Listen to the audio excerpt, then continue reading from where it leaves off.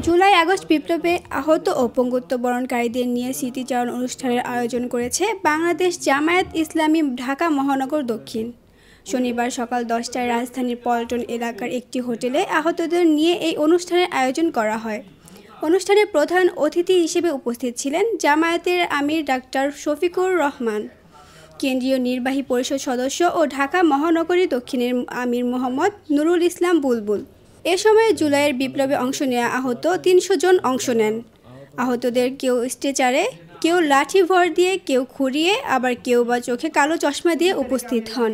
আহতদের মধ্যে কেউ ছিলেন ছাত্র, কেউ ছিলেন দিনমজুর, আবার কেউ রিকশা চালক ও গার্মেন্টস কর্মী।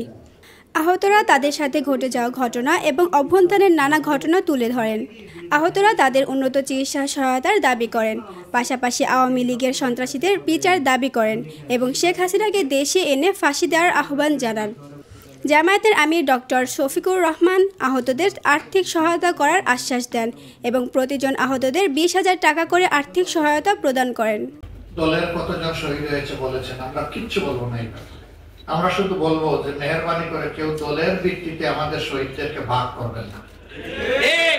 আমাদের শহীদরা আমাদের জাতীয় সম্পদ, তারা আমাদের জাতীয় বীর, এবং এইরকম যারা লড়াই করে আহত হয়েছেন তারাও আমাদের জাতীয় বীর। তাদেরকেও কেউ দলীয় ভিত্তিতে ভাগ করবেন না। তাদের প্রতি আমাদের সকলের কর্তব্য, আর আমরা তাদের কাছে ঋণী। এটা যেন সবসময় আমাদের মনে থাকে। তানজু হাবিবা, নিরপেক্ষ নিউজ ডেস্ক, ঢাকা।